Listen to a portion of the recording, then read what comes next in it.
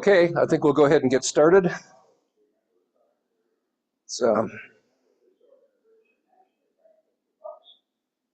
Okay, let's get started. Easily. Time to go? Yep, time to go.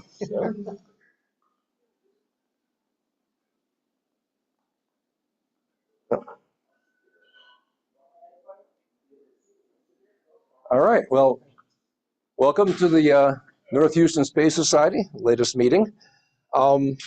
We'll just get right to it here. Who are you? Who am I? I'm Greg Stanley. I'm hosting this time. And agenda, let's talk about that. A couple of opening remarks. You're in the middle of that already.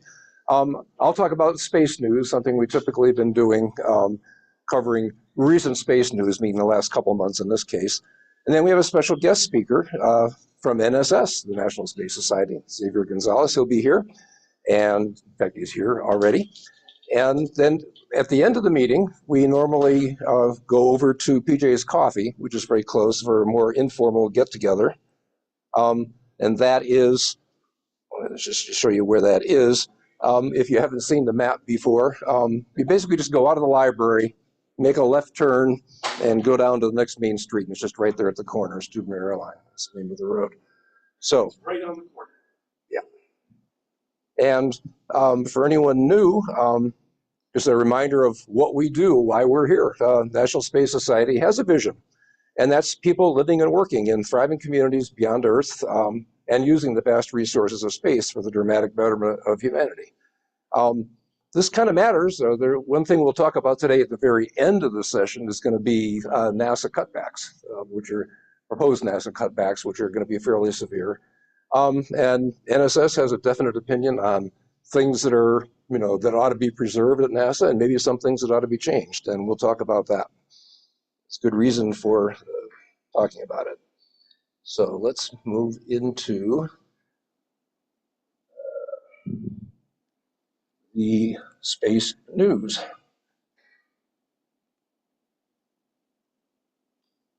Okay, so space news, I said it'll really cover the things in the last couple of months. Now, normally I cover things that very directly correlate to the core interests of the Space Society. Actually, I'm diverging a little bit from that this time and talking about some things that are a little bit farther out, such as, is there life out there on other planets? Which is of interest to a lot of people, I'm sure, in this room, but isn't necessarily a core part of what NSS is all about. But that's okay. I think we are all kind of interested in this kind of stuff. So it's time for a review. We haven't talked about this kind of thing much before. So the reason for asking this question, is there life on this planet that you've never heard of? It was discovered in recent times. I mean, it wasn't discovered yesterday, but there was a recent study published saying that, well, maybe there's life there. And then talking about, well, why do we think there's life there? And so this is a reasonable time to talk about that. What is it? Well, it's an exoplanet, meaning something outside of our solar system, but it has been identified as a planet around another star. And it's 120 light years away, so it's not exactly close, but it's not anywhere near as far as some things would be.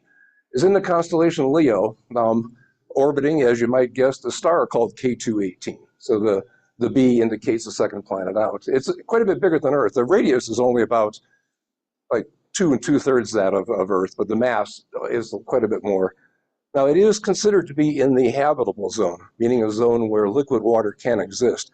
Now, that's not to say that life couldn't exist in other forms, but that's obviously a place to look if we're looking for any kind of life, is we know it works with water, so why not at least look for that? So that counts. And I put the word probably there because there is some dispute as to whether this particular planet actually is, in the habitable zone. It kind of depends on some assumptions. The criteria that they're using assumes a rocky planet with some oceans, and it's looking like this is probably a full ocean planet that is completely covered in water. May or may not completely apply. So they're not completely sure about that. But anyway, because of the James Webb Space Telescope, there are some studies that have come out quite recently talking about it and saying this is probably the most likely time we might have discovered life potentially. As I said, it's considered as probably an ocean planet, meaning completely covered in water, and that's why it's drawn that way. It's orbiting a red dwarf. That's shown in this picture here. On the left-hand side, you can see the star being colored kind of red here. It's smaller than, go ahead. Do they have any idea how old the red dwarf is? The question was, yeah, the question was, do we have any idea how old that is? I'm going to turn on a second transmitter here. And anyway, the answer is, I don't know. All I know is a red dwarf you tend to think is probably older than we are, but I don't actually know. Red dwarf stars tend to be more settled and calmer. When they're younger, they tend to have frequent periodic flares that would strip away the atmosphere and probably water around the planet at that distance in the half of the sun. If it's an older red dwarf, then it may have settled down into the sedentary phase of its lifespan, and therefore, and that can last several billions of years, and that's what's needed to actually have life on the planet, at least going by one example that we know of. Yeah. You're going to say anything about the TM? You're going to say anything about the dimethyl sulfide? Oh yeah, no, that's coming up. Okay. So yeah. So moving along, this brings the question up that how can we detect life outside of Earth? I mean, we're saying, hey, it might be there. Well, how do we know that, or how do we at least think it's possible? Well, one way to find out is just to see it. Now, obviously, we can't do too much of that yet. Now, in the solar system, we probably would have noticed it on the moon, maybe on Mars. When we get there, maybe if we drill through the moons of Enceladus and Europa, there's subsurface oceans. If we see some seaweed or squids or something, we'll know it's there. But we're almost to the point where we can do a little bit of that, but that doesn't help at all for everything else that's far away. So you have to do indirect inference in this case, mainly by looking at chemical compositions, which you can infer from various data, and I'll talk about that in a minute. So that's just finding life. I mean, it could just be as simple as an algae kind of equivalent, or something not even depending on photosynthesis, like we have on Earth, the things around those vents, the subsea vents. They're based on chemistry that has nothing to do with the sun. So any of that stuff is possible. Now, there is a separate question about intelligent life. And there you're looking for signal transmissions, or maybe evidence of structures, or some signatures of material or energy use. So for instance, if they have a lot of stuff in their atmosphere like Earth does, that isn't really very natural as a result of industrial processes, that could be a tip-off that there's something going on there. So those are ways we might find out about it. Now let's take a little bit more time talking about the atmospheric chemical composition case, because that's pretty much all we really have. What are you looking for? You're looking for reactive chemicals that are really outside of any possible chemical equilibrium. So for instance, oxygen in Earth's atmosphere has always been one of the first things people talk about. And oxygen is quite reactive. And so it's not likely to just hang around in the atmosphere forever. Sooner or later, it's going to react with other stuff, and its composition would go down, unless there's something else driving it, such as life. In our case, with photosynthesis, we're constantly generating new oxygen. So that oxygen is being replenished. Now, there always can be individual events that for one reason or another, create some kind of a storm or explosion or whatever. Something could happen and where you get some chemical that doesn't last very long. And what you're looking for are things that last, like oxygen in this case. Is renewed by photosynthesis. Now, there's a related way of guessing, and that is look for chemicals that, as far as we know, could only be produced by life. That is, we don't know of any chemistry that could occur naturally that would make that happen. And the example there is Venus. Now, phosphine maybe has been detected on that, and that one's debated. Everybody's arguing over the validity of that data, but it has been brought up as a possibility. Phosphine it just doesn't hang around long in nature. So if it's out there, the only way we know of that it can get generated is actually a process of life, at least that's the case on Earth. Now that doesn't mean that we just haven't imagined all the possible chemical pathways yet. So all that kind of reasoning is always kind of based on what we know so far. You have to accept that okay, at least based on what we know, it's possible. Now, they still haven't decided for sure if there is phosphine on Venus or not, and they haven't really come up with any other mechanism for generating it. So that one's still being debated. So what are the challenges then? If you're going to do this kind of stuff, I've already hinted what the problems are. One is non-biological processes, maybe a way that we just never thought of it before. And there's things like volcanoes. They spew up all kinds of stuff into the atmosphere, You know, and after it settles down, whatever chemicals they threw up is kind of unnatural, it gets reacted away and it's gone. Solar energy. If you have water vapor up in the upper atmosphere, the sun's going to interact with that. Some of that will dissociate into hydrogen and oxygen. And so that could produce oxygen. And that's kind of a small scale kind of a thing, but those are the kind of things you have to worry about. And then, of course, just purely unknown processes. So the other thing is that there is a lot of noise. Now, Doug, you mentioned the turbulence and so on that comes with red dwarfs. That basically generates just a whole lot of noise in general. It makes it hard to tell what's going on. And the other thing is, if there are a lot of chemicals, we look at spectra, which we'll talk about in a minute, and it just gets confusing because there can be so many ways of generating some of the same spectra. What's an example of doing this? It all comes down to the term spectroscopy, which for you to say. Typically, yeah, easy, not so easy for me to say, as it turns out. What you're looking at are frequencies. In the case of absorption spectroscopy, which is the main one we're looking at right now, it's kind of illustrated in this picture where you got some distant sun, that's the orb, the white orb there.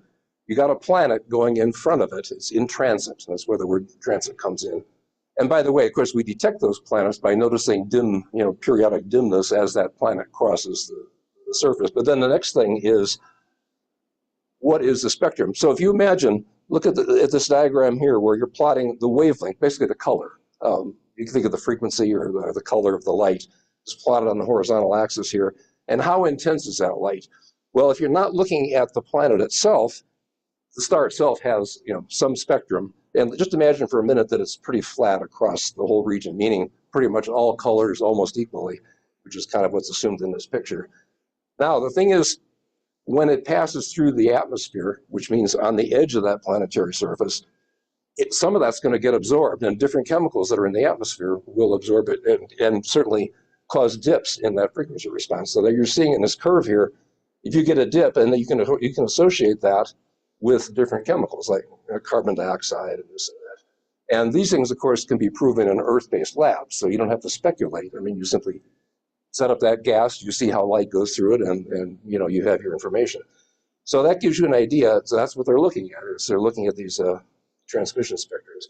Now, there's similar processes for looking at reflections off of surfaces, like water or something, and emission, where you simply look at what's actually emitted. That's more typically going to be in the infrared region. If there's heat radiating off of a planet, sometimes there's going to be spikes in one area or another, which could indicate different chemicals. So what about this K2-18b? Well, the Hubble telescope did some initial studies back in 2016 through 2019, and they're pretty sure they found water vapor, hydrogen, and helium. But they couldn't do better than that, and until the James Webb Space Telescope came along. And they concluded that there were some carbon-bearing molecules, and that included methane and CO2, and the dimethyl sulfide, and actually a closely related compound. On Earth, anyway, the only way we know that gets produced is by marine life, like phytoplankton. Now, the thing is, there's like 1,000 times more of this stuff than there is on Earth, so that's an interesting data point. But anyway, they said there's possibility. Now, this is still in dispute. What they would say is it's not really confirmed in the sense that a lot of people are still arguing over the data. Did they interpret it right? This happens all the time. This is how science progresses. You test and retest, and people try to reproduce everything, and sooner or later they'll come to better conclusions. But at least there's good reason to believe there's something going on here. It may be the strongest evidence we've had of some kind of life beyond Earth so far. This matters. There's a lot of exoplanets. One more? Yep. My understanding is that the dimethyl sulfide has a distinct odor on Earth. Did you run across that mention? Almost every sulfur compound does. Yeah. I don't know specifically that one. Boiled cabbage. That hypothetically this planet might smell like boiled cabbage. Let's go there. Yeah. There you go. Sounds good. Yeah. All right, so anyway, there's more and more exoplanets being discovered all the time, mainly because we have more sensitive telescopes now than we did before. And in particular, that transit kind of methodology where you look for the periodic dimming of a star because the planet transits in front of it is picking up a lot of that. They found 5,900 roughly. That was as of this week anyway. I had run this like a week ago, and the number was smaller. So they're constantly coming up with new ones. They've broken it up by the ways they discovered it. It doesn't matter that much, but it really comes down to, you can see that there's just a constantly increasing amount here. There was a big jump around 2016, which was due to the Kepler Space Telescope, which actually is not in operation anymore. Failed. But that really kicked things off, and then, of course, the James Webb Space Telescope came along. So there's just a whole lot of these being discovered. And what they're trying to do is look at every one of these. When they get a chance, they're trying to look at the atmospheres or any other evidence they have as to what's going on. Okay, next question then is, what about the intelligent life case? That's a little trickier. What are the challenges? Well, first of all, those aliens might not want to be found. I mean, I think anybody who's read much science fiction has imagined, well, there's a lot of them out there. Evolution gives you conflicting ideas. One says everything competes and tries to wipe out everything else. The other says, well, sometimes it helps both, different groups to communicate or to work together in a synergy kind of a case.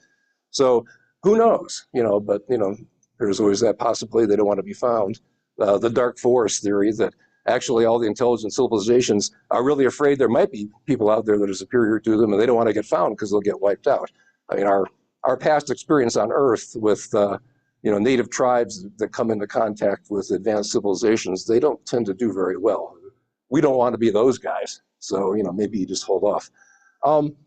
There's other challenges though, and that's, well, one is just detecting that there's any kind of radio transmissions at all, on the assumption that they're transmitting it on purpose or even just by accident, just because they're communicating.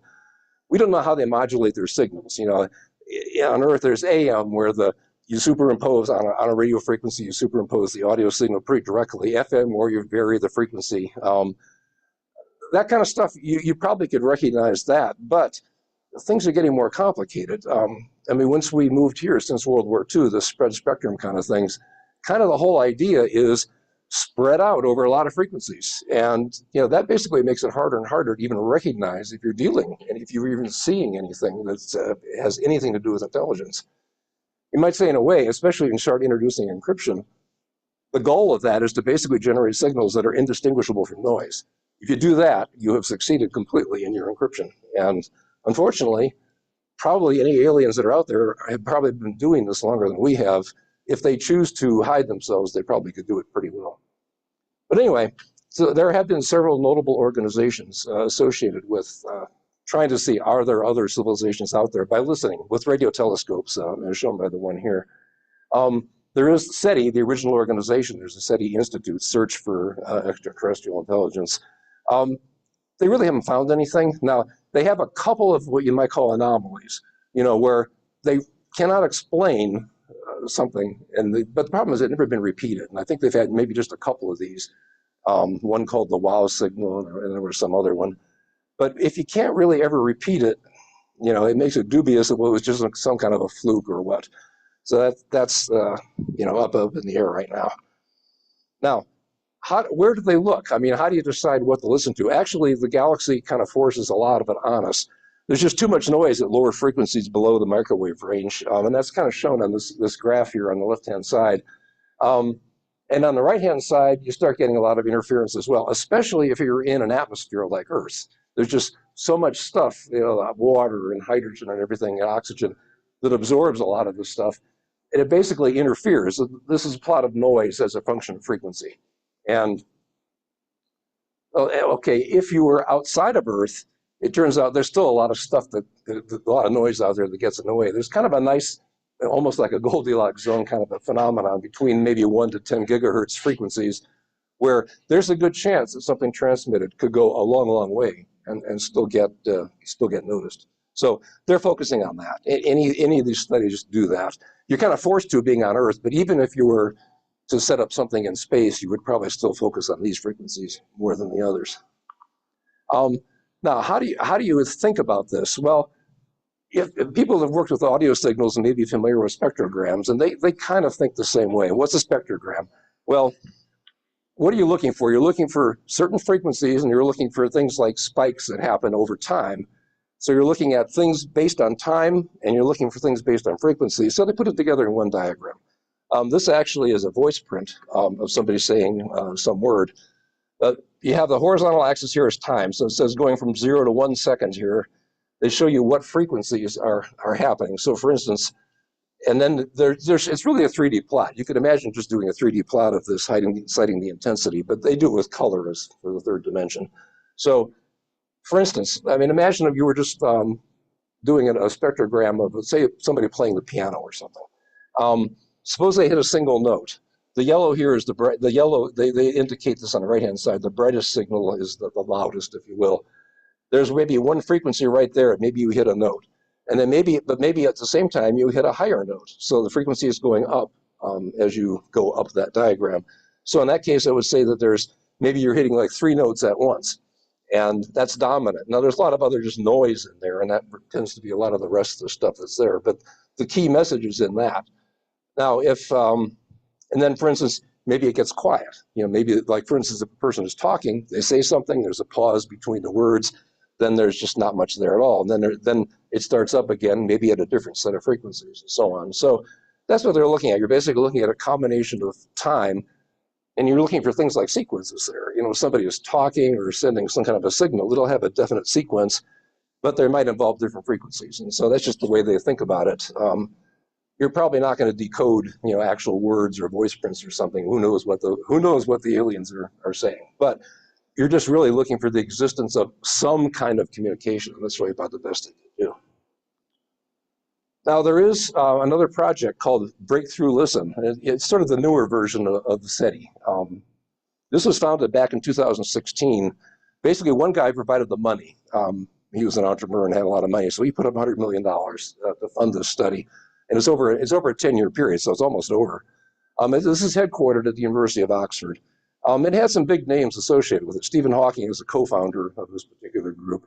And on their board, they had people like Drake, Frank Drake, the guy who came up with the Drake equation, which is saying, well, it's hard to estimate how many planets there are out there. What are the probabilities of life existing on it? So instead, you break it up into a whole bunch of smaller probabilities and multiply them all together, where each of the smaller ones are also impossible to figure out. But at least it was an attempt to formalize things. I mean, at least the first parts of it, we know now that there are a lot of other stars, and the probability of a star existing is pretty high, that have planets around them, that maybe have habitable zones, and you just keep applying probabilities for each of those things. So anyway, a lot of those kind of people got involved in this. It's been funded pretty well. And so what are they looking at? Well, they want to look at all stars within 16 light years. There's only about 43 of those, but you figure, okay, let's look at the close ones. So it's an obvious target. But they're looking at another million other nearby stars. So what they do is they just spend time looking at each one and looking at 100 nearby galaxies and known exoplanets. And of course, that increases all the time. So they never quite finish that job. And the other thing they explicitly said was, let's try one of everything. In other words, there's a lot of weird stuff out there because you're trying to not only detect life, really you're looking for other weird phenomena that may indicate some problem with our models of physics. And so, they discovered things like pulsars where they have really strong pulses of different frequencies coming out at different times. They're just saying, try one of everything. Every weird phenomenon that we know, let's look in that area and see what kind of signatures we get and see if we can learn something from that. So what they did was they purchased time on a lot of radio telescopes. Yeah, this question. That's it. Wait. I'm just curious, what's going to happen next year? I don't know. Hold it to your mic. Okay. At 2026 will be the end of the 10 years. Yeah. Do they know what's going to happen at that point? Okay, so yeah, the question is what happens after the end of the 10 years in 2026? Don't know. Very short answer. Don't know on that one. I was reading up on them and I did not find any information on that. But you have to assume a lot of people are getting paid by this project. Surely they're going to try to go out and raise some more money. So yeah, it's like any other research kind of project. You go out and you find funding any way you can. They had it easy. They had it easy the first time. They got a guy that funded it. So anyway, in terms of technically what they're doing, basically they're monitoring every frequency from 1 through 10 gigahertz. Again, microwave kind of frequencies. But it's amazing how sensitive they're saying it is. Part of it is they say they can detect an aircraft radar transmitting to us from any of the 1,000 nearest stars. So that's pretty sensitive. I was impressed with that. I wouldn't have guessed that we could do anything that sensitive. Now, they are also doing some optical laser searches looking for laser light. And they also claim, and this is a smaller part of that project, but they are doing that. And they claim they could detect a 100-watt laser from 4.25 light years away. So now there aren't many stars 4.25 light years away, but it's still, that's a good place to look. There's at least one. The biggest problem, of course, is determining what's natural and what isn't. And actually, if anything, you hope that we learn more about physics from the things that we just discovered that we didn't realize were out there. One thing about the natural versus artificial signals, though, is that most natural phenomenon are pretty broadband, meaning they affect a lot of frequencies. And as an example of that, for instance, clouds of hydroxyl ions, I think, is something that happens a lot out in space. That's associated with very, very specific frequencies. However, all those clouds are moving. And so they're moving, and some of them might be moving pretty fast. So some of those things, there's Doppler shift that's going to go on, where basically what you see as the frequency depends on how it's moving relative to you. And some of them are moving toward you, some are moving away from you. So it tends to spread out the frequency. You're not really going to get one narrow little frequency. It tends to get spread out much wider. So they're looking for a narrow band, very, very narrow band, which is more like what we would do unless we're trying to hide ourselves with spread spectrum kind of techniques or something. So they're looking for that, or just short bursts that are wider range of frequencies. That'll pick up some of the stuff that we would hope to do.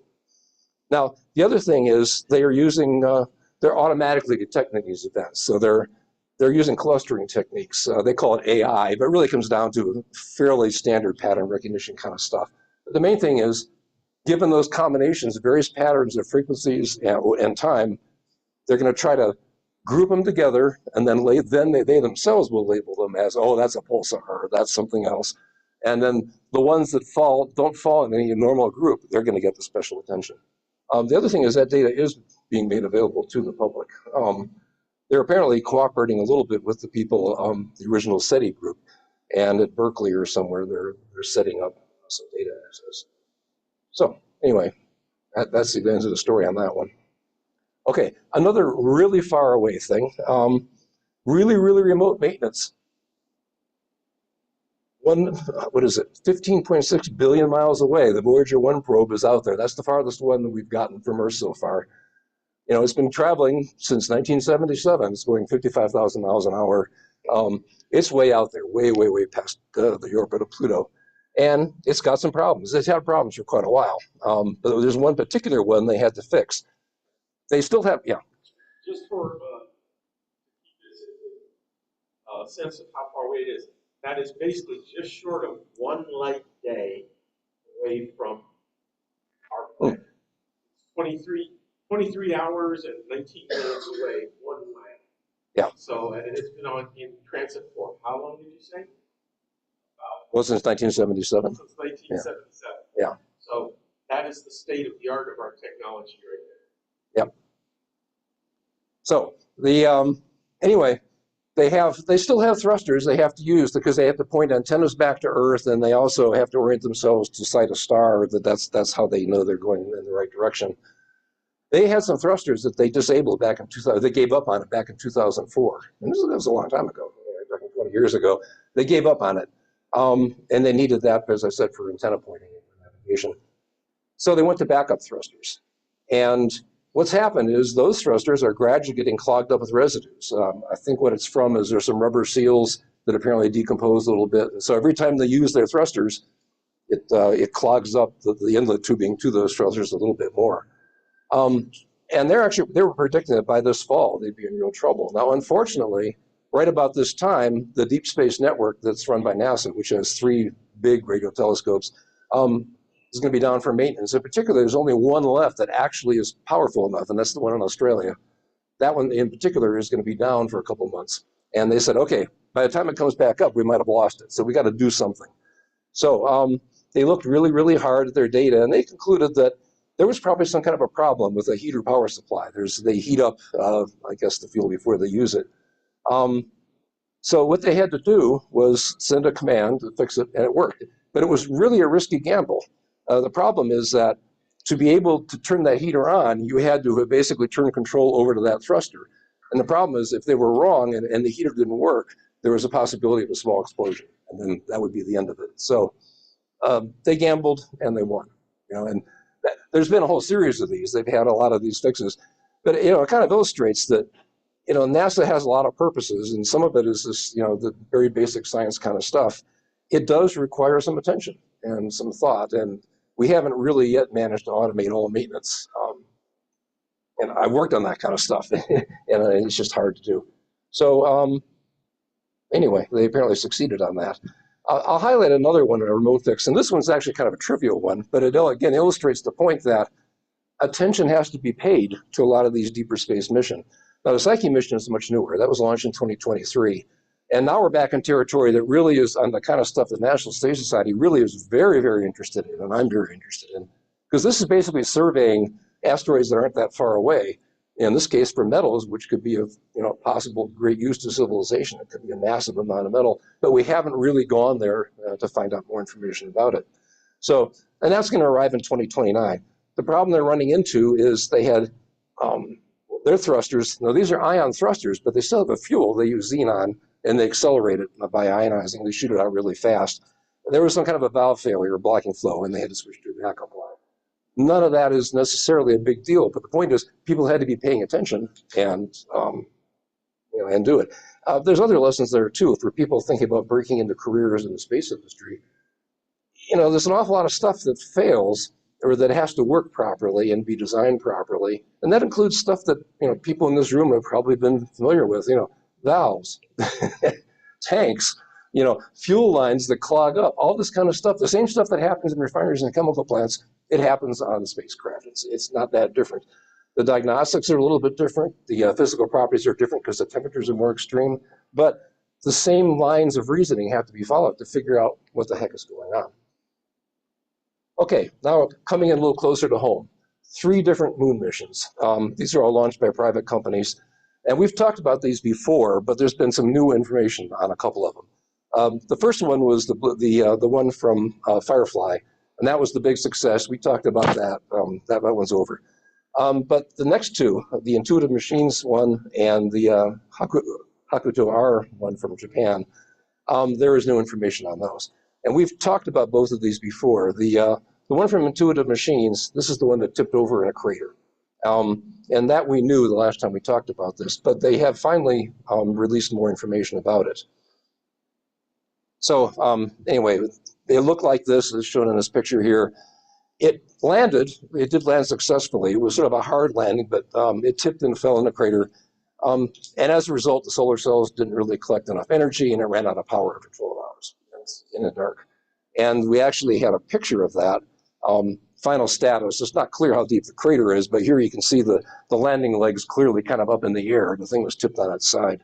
So that was the final status, but we didn't really get a definitive statement about what went wrong. So they said there's a couple of things that went wrong. Laser altimeters, and this has been a problem with an awful lot of these landers almost every time. They're saying there's a lot of signal noise and a lot of distortion in there, and they're going to try to get better ones. They actually were pretty smart. They weren't just using lasers to determine how far from the ground they were. That's the key one, because you have to know how much thrust to apply so you don't land too hard or too softly and waste fuel. The other one, they're actually also doing optical navigation, basically looking at photos, figuring out where they are based on known photographs taken typically from, there's lunar orbiters that have taken these pictures before. And what they're saying is, now we're landing near the South Pole of the moon, and it's much tougher down there. The problem is, most of the time, the sun is at very, very low angles in the sky, and you get these really, really long shadows. And that makes it kind of hard to get very precise results.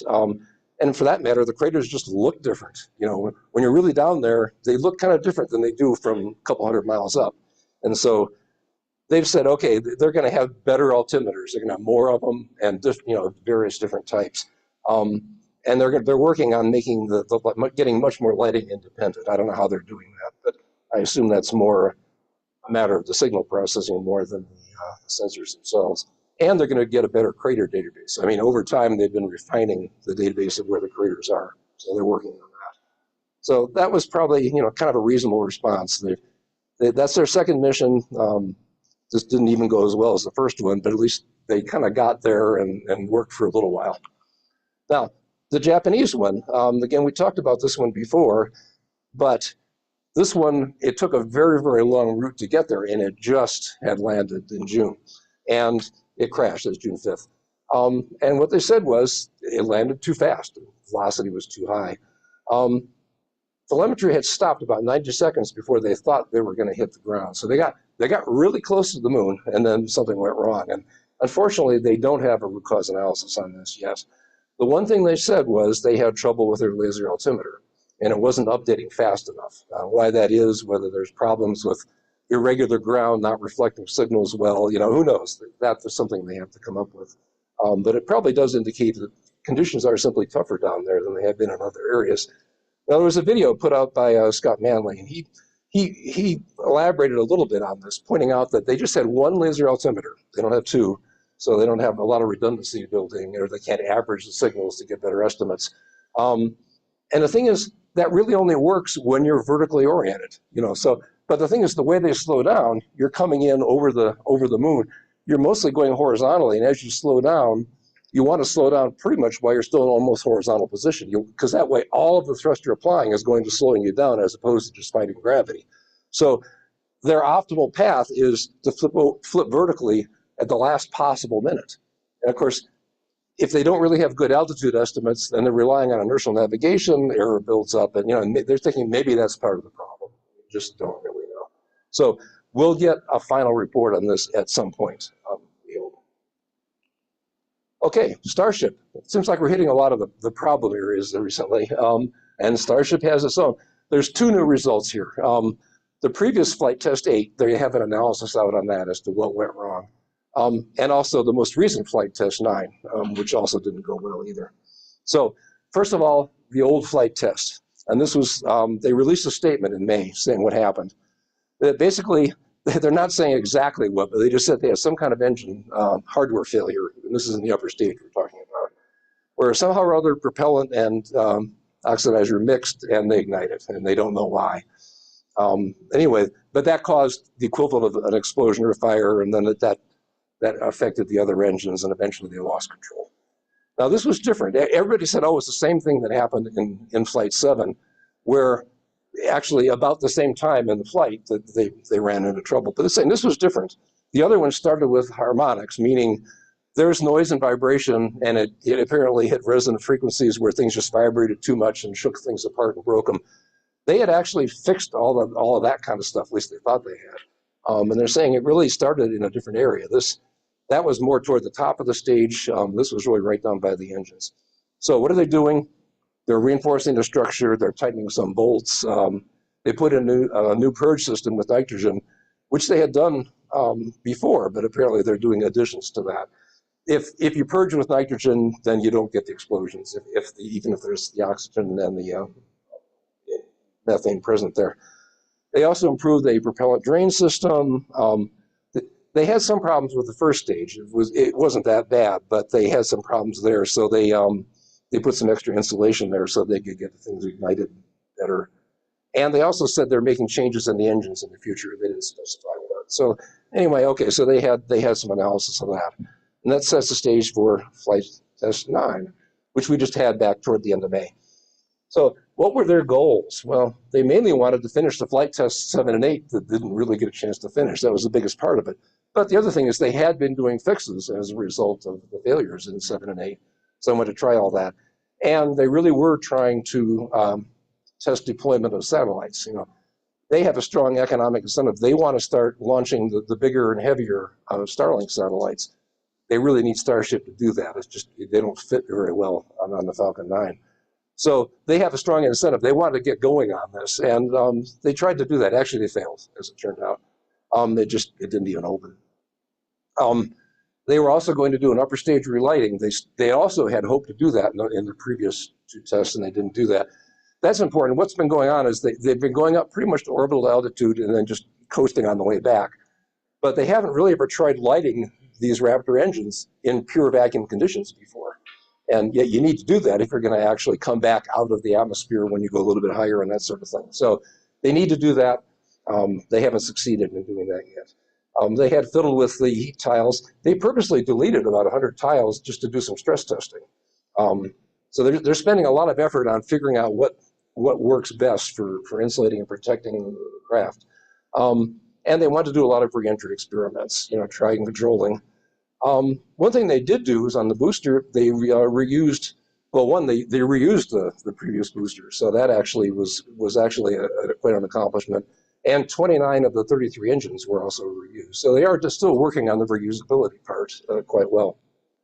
And they were doing a lot of stress testing. Just one aside, that reusing the first stage booster, this first stage booster for SpaceX is equivalent to the first and second stages of a Saturn V Apollo rocket, reusing the first and second stages.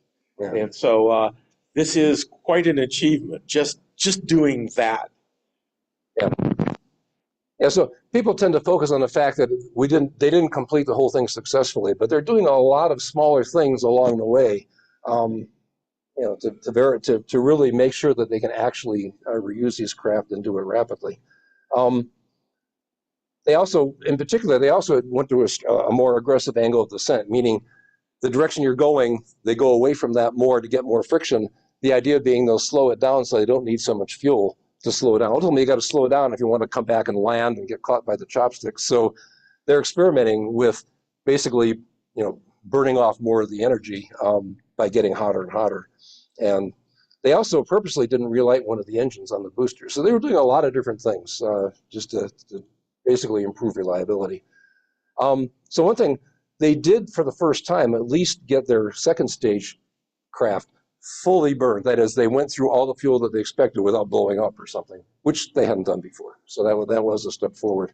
But still, ultimately, they actually lost both stages. They lost the second stage, they had a leak, and they lost control. So the thing just, tumbled and burned up in the atmosphere.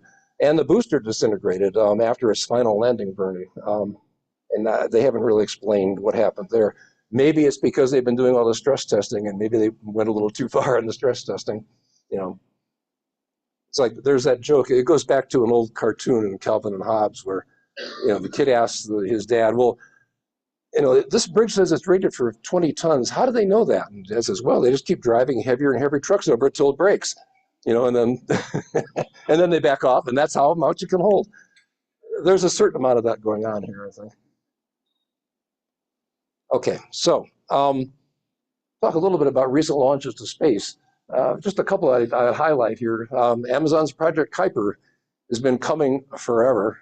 They finally actually had a full operational launch of 27 satellites on an old Atlas rocket.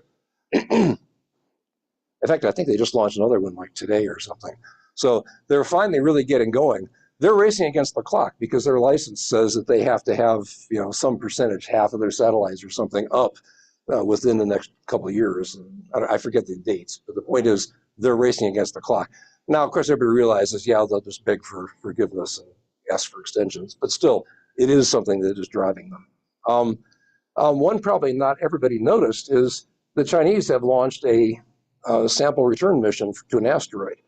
So far, only the United States and Japan have managed to pull that off, going out to an asteroid, collecting some samples, and coming back, and they're trying to duplicate that. So they just launched that. They'll get to the asteroid they're going to in 2026, and they'll send the samples back to Earth in 2027. But then they're going to go on. The craft itself is actually going to go on rendezvous with a comet out in the asteroid belt somewhere. And that's a longer thing. That's like a 10-year project. It's going to take a lot longer to do it. But it's just a reminder that the Chinese are duplicating virtually everything that the other space powers like the United States have done. And of course, doing some of it better, like in the case of lunar landers, robotic lunar landers. Okay, upcoming launches that are notable. I thought the Axiom mission going to the International Space Station was going to happen. It's been delayed. They had weather delays. Then the Falcon 9 rocket had a liquid oxygen leak. But now they're really highlighting that they really think there's maybe the situation is getting worse on the Russian part of the ISS in their module, the air leaks there. So either they're using that as an excuse or they actually are really getting more and more worried about that there's serious problems with air leakage, specifically in the Russian module, which is the oldest module. That was the first one that went up. So, I mean, if anything is going to go, that probably would have been the first one. Another interesting test is that Chinese are about to test orbital refueling, going from one satellite to another. Now, they haven't really announced that as such, but everybody seems to think that's what they're trying to do. They've been practicing a lot of maneuvering, getting craft to come together. And interesting, so there's a couple of American satellites. This is up in geosynchronous orbit. They're actually up there. They're up there right in that same area watching to see that this really happens. But what everybody thinks is supposed to happen is they're going to come together and actually transfer fuel, which would be something that nobody else has done yet. That's all part of the Artemis, it's baked into the Artemis program that they're going to have that so that we can get to the moon. But they're trying it on a smaller scale. Dream Chaser, that's still coming, maybe. Astrobotic has a lunar lander. Rocket Lab has a neutron rocket. All these things are coming maybe still in 2025 to be seen. NASA was launching a couple satellites to Mars. Originally, that was going to be on the very first Blue Origin launch, but that had gotten postponed because they missed the launch window, basically. That may yet come. Lunar landers coming along. I'll skip over some of this stuff. One I'll highlight, there's a whole bunch of Chinese stuff coming up, one of which includes the a Mars sample return mission, the second from the bottom on this slide. That's going in 2028. Now, this is something that we had been planning on doing, and it got really, really expensive, and that's one of the things that got killed in the most recent budget proposal, and probably deservedly so, just because the cost got so out of hand. But this is one where an awful lot of people really want to see those samples, and it'd be nice to do it. In theory, it'd be nice to do it before we ever send people there, find out about it. Well, the Chinese are doing it. So far, when they put these schedules out, they've pretty much been meeting them, unlike us. Now we get to the part that may have some interesting arguments going on here. Proposed NASA budget cuts. And this slide kind of represents a lot of the kinds of things that NASA has done, including a lot of really groundbreaking things like the Voyager spacecraft up there or on their upper right-hand side. The James Webb Space Telescope, the Mars landers, and so on. The cuts that are going through, that was basically started in the House of Representatives. They want to cut the NASA budget by 24%. That is going from about 25 billion down to 19 billion, which actually would result in the smallest budget requested since 1961 if you adjust for inflation. In particular, it's the big science programs that are really being cut a lot. It's 47%. That and Artemis. What they're saying is, and this is kind of what I predicted some time ago, saying, yeah, they'll keep it up through Artemis 3. That is, Artemis 2 just sends some people around the moon and doesn't land. Artemis 3 lands some people there. They spend a little bit of time and come back. They're saying after that, get rid of the SLS rocket, the Gateway, the Orion space capsule, the whole thing. Figure we're going to do something else, unspecified and not really funded. But something else has to happen. They're also going to cut back on the space station operations and the NASA education programs getting cut, the public affairs, and a lot of the education kind of programs. So it may be that we need NSS to take up more of that, which of course our next speaker will talk about. So how much is this money? 25 billion down to, it's actually 24.9 billion down to 18.8 billion. How much is that? I mean, it sounds like a lot of dollars, but it's only 0.28% of the total federal government budget in 2024. That's out of $6.8 trillion. Now, in terms of discretionary budget, which includes the military, but it excludes things like Medicaid, Social Security, and those kind of things that are long-running programs that nobody's really going to touch much. Out of the discretionary total, that's 1.6 trillion. That's still only a little over 1%, of that budget. But compare that to some other things. SpaceX revenue, 2025 should be about 15.5 billion. So it's already approaching what the NASA budget is. And the way SpaceX has been growing, if that continues, they'll surpass it pretty quickly. Now, a lot of that revenue, half of that revenue is actually because of Starlink, the satellite broadband system. But some other just random commercial kind of comparisons. The amount of money that Apple makes from the sells on Apple on their AirPod earphones, 18 billion. That's about. So what we're talking about in the budget here, that NASA will have pretty much the budget that Apple makes on AirPods specifically. Carnival Cruise Lines, which includes Carnival and a couple of the other cruise lines, that's about 25 billion. So they're coming back from about that range. Northrop Grumman, a major space and defense contractor, they're at 41.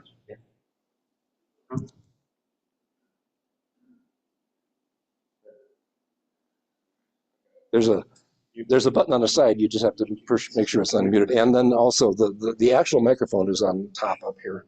So it's not showing anything.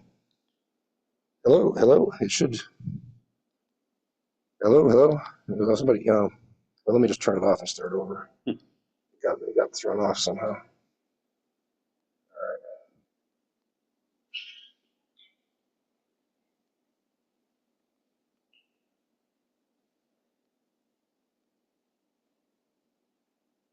So let's see. Talk. Okay, there. When you talk and you see the little bar going, then you know you got it. Yeah, don't cover that top up. That's the actual microphone. Okay, very good. So on the subject of the comparisons of budget, I wanted to point out that one of my associates from NASA Ames, Lynn Harper, has been working as strategic manager for the ISS National Labs, or strategic advisor for the National Labs on ISS. And she has mentioned in some meetings that I've been on with her that the Merck drug Keytruda has had so much improvement in the microgravity processing that they've been able to do on it that it no longer would need to be administered in a hospital. It can be administered at home. And the estimated value of that is something like 50 billion. So this is which is manufactured in space? Being manufactured on the space station. So that's half the cost of the space station right there, one product. Yeah. And I think there's a lot of that.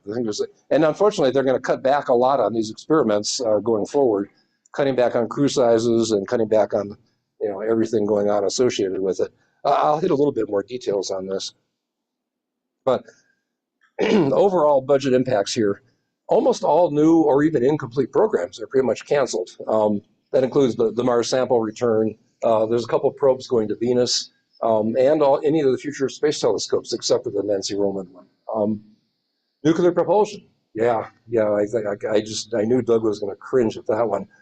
They're definitely canceling out of that. And by the way, so DARPA, the military side of that was a joint project with the military, Defense Advanced Research Project group. They already had basically backed out of that. So it was up to NASA to continue the nuclear propulsion study. Anyway, it appears that nuclear propulsion is dead again. It's not the first time. It's been dead multiple times in the past, and periodically gets arisen. Well, it's going to have to go through this again. What they're saying is that, I guess, any testing related to anything nuclear has just gotten much, much tougher than it used to be in terms of just the bureaucratic requirements for it. That, among other things, that just makes it hard to even test. And that, and probably, who knows what other things go on there. But a lot of people are just afraid of nuclear. Just the word nuclear being in there, that makes it bad. But anyway, that's killed. But what's actually more disturbing is there's a lot of programs where they're based on spacecraft that are already launched and out there, and they're canceling those. New Horizons, which was launched back in 2006, and it's already out there, like the Voyager spacecrafts 1 and 2, it's already out there past Pluto. And it actually has much better instrumentation than Voyager still has left working. Most of they're down to just a couple of scientific instruments on both of the Voyager probes.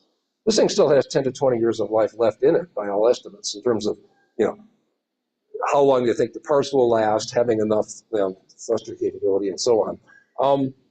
OSIRIS Apex. Now there was the OSIRIS-REx mission, which probably a lot of people remember. That's when we went out, we sampled an asteroid, sent the results back to Earth, the samples, and we got them. So they did that, but now they were going to go out, and they still had a spacecraft out there. So they were sending that on. They were going to go to this asteroid Apophis, which is kind of a pseudo moon of Earth in a way, and they're dropping that, even though it was already in progress. They were on their way to doing something. The Juno mission, this was launched in 2011. It was still actively monitoring Jupiter and its moons. They'll kill that. The Chandra X-ray Space Telescope, people estimated that still had 10 years of life left in it. They're going to kill that too. And an odd one is the Mars Maven satellite. It's a communications relay satellite. It's already in place around Mars, and actually they're talking about killing that. The odd thing is that on the next page, they are funding some Mars-related efforts, one of which is to put a satellite around Mars. It seems like they already had one. That didn't make a lot of sense. So there's a total of 19 science missions that are actively being canceled, which has a cumulative investment of about $12 billion in it so far. Now, of course, there's always the sunk cost fallacy. Just because you spent the money doesn't mean you should necessarily keep doing it. But most of these programs seem like they were, the things that ought to be maintained, and they're killing them. Not everything, though. The NASA German Space Telescope, that one's been cut, so it'll probably get delayed some, but it's not eliminated. That one is actually nearly complete, and almost ready for launch. So that probably would have launched either this year or next. I don't know what the impact will be for this. It's undergoing shake testing. Oh, okay. So there's still some testing anyway, yeah. I guess. So. Okay, the Dragonfly mission. This is the one where we had a successful helicopter on Mars. Well, what they want to do is they want to send a helicopter and put it on Saturn's moon Titan, which is actually a really interesting one. The atmosphere is really thick there, so it's a whole different atmosphere than Mars had, which has almost no atmosphere, and yet they still managed to make a helicopter work. Oddly enough, that one survived. Also, the Near Earth Orbit NEO Surveyor, that's surveying asteroids that are near Earth. Basically, it's kind of a planetary defense, monitoring kind of situation. Actually, the National Space Society had lobbied for that one pretty hard, and somehow or other, that one did survive as well. About the only new thing is there's some money in there for Mars exploration. A lot of it's not too clear what it really is. Okay, so National Space Society has positions on this stuff. They put out about 3 different memos, and this is kind of a summary from all of them. First of all, they say they strongly oppose the overall cuts. They actually favor increases in the NASA budget. And what they're saying, the words are, the robust investment is essential for American leadership, economic growth, and technological innovation, which I certainly agree with. Now, they do say, on the other hand, that the funds really do need to be directed. There's a lot of areas that have been neglected by NASA in particular, not completely neglected, but just not given a lot of budget. Things like closed life, basically life support, closing the loop as much as possible and everything. In situ resource utilization, living off the land. If you're going to go to the moon or Mars, you pretty much want to have a lot of information in place about how do you actually live there for more than a few weeks. You got to basically make use of materials at hand. There have been a lot of small studies, but there's not enough emphasis on it that, we could say, okay, we have all this stuff off the shelf and ready to go. We're not there. Space-based solar power, that's been, for a long time, it's been supported by National Space Society. Even more basic things like just surveying the resources of the moon, Mars, and asteroids. NASA had already been neglecting that stuff. Like they canceled the Viper mission, which was going to do a lot of prospecting on the moon. But they're killing as much of this as they possibly can. Artificial gravity studies. We don't really know how much gravity you need to live long term anywhere. Would the moon be enough? Would Mars be enough? Until we actually start trying out, basically probably in space stations, just rotating them and seeing how much better people can live. We're not going to know whether it's feasible to live on these smaller planets or moons in planetary defense. They actually agree with some of the cuts. Basically, the transitioning away from the SLS, the rocket, the Orion, the Gateway, all that stuff, basically saying that should just be turned over to commercial development, which I agree with as well. And one that's a little more questionable maybe is the Mars sample return. They're agreeing that, it's just so costly. For whatever reason, we haven't seemed to figure out a decent way to do this. Maybe we're just better off waiting for humans to bring those samples back. Maybe that one's a little more questionable, but that they're saying is if something has to be cut, okay, maybe you let that one go. A big part of what the National Space Society has been advocating is we really need to go to the moon and stay. And that was actually a NASA slogan for a little while there, but the plans didn't actually match up with that at all. And that included Artemis. Really, Artemis didn't look toward permanent lunar bases. It talked about getting there and setting up some stuff as kind of experiments, and then using in situ resource utilization. Again, small projects, lots of those, but not enough to really have a program. Unlike what the Chinese are doing, is they're just going step by step. They're saying, we're going to set up a base there and do whatever it takes.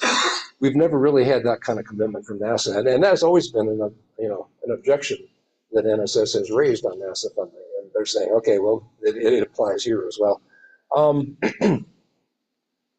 there's still kind of an emphasis in NASA. They're still talking about going to Mars. But when they say going to Mars, they're still talking about a flags and footprints mission. And you go there, you spend a week, you collect some samples, and you come home. With really no intention to leave much behind on either the moon or Mars. And it really, ultimately, you got to go to space to stay there, is what they're saying. And NASA hadn't really been doing that, and this just makes it worse. You know, we're not doing it at all. So what they're saying is planetary science.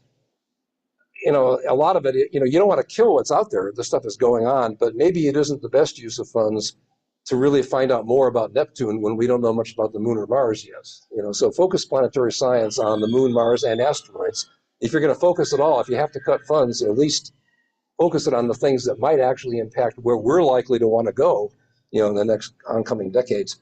And support, obviously, you know, human and commercial development, which includes robotic development as well as people. And they are strongly saying we got to fund the ISS more. We want to transition to commercial low Earth orbit destinations, you know, the Axiom and VAST, and these people. But we want to make sure that there's something in place and we don't just drop it. Otherwise, all you're leaving is, you know, the Chinese space station is the only one that's viable. So that's the National Space Society position. So what's next? This is just a proposal. You know, it's a so-called reconciliation bill. Those are passed because, in theory, they don't have too much non-budgetary impact items in them. And if you do that, you can pass it with just 50% majorities in the House and Senate. So that's what they're trying to do. There have been some attempts to fix this, and Ted Cruz proposed adding $10 billion, which actually would have increased the budget. In my mind, he's specifically saying, though, that that's for the worst possible programs. Of all the places to spend money on NASA, we're throwing away more money at SLS, Gateway, Orion, just to do the flags and footprints is probably a waste of money. But that's exactly what he's proposing doing. But the other thing is, NASA is going to be rudderless. What you'd like to have is a NASA that understands what the goals ought to be, you know, which I think include being strategic about, you know, expanding into space. But it's going to be rudderless. If you don't have somebody there to stand up and say, well, some of the stuff you're proposing is crazy, you know, NASA's just going to drift and drift. And, you know, it'll just get picked to pieces. So we need a new administrator. You know, the former one who was until recently nominated, Jared Isaacman, for instance, he was a big proponent of nuclear propulsion, actually. He thought we ought to keep going that because in the long term, sending chemical rockets to Mars is just really too expensive. I mean, it takes too long.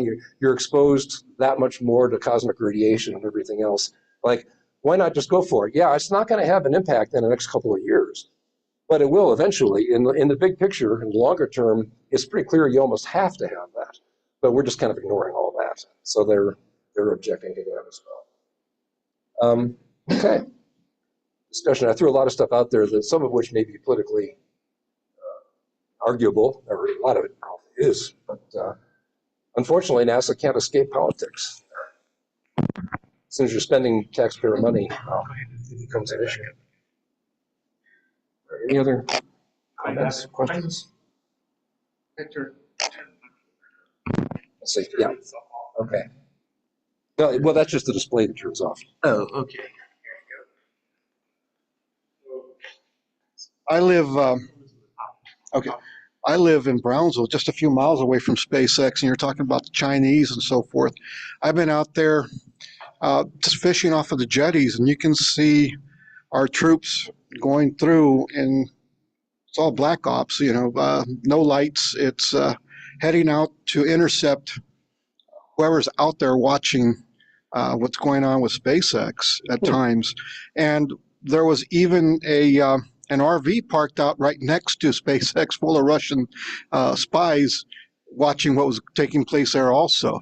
So, you know, these things are happening there all the time, and who knows how many are out there. But, yeah, I've seen most every single launch, most every single explosion and so forth since it all began. But it's a pretty interesting thing out there. Yeah.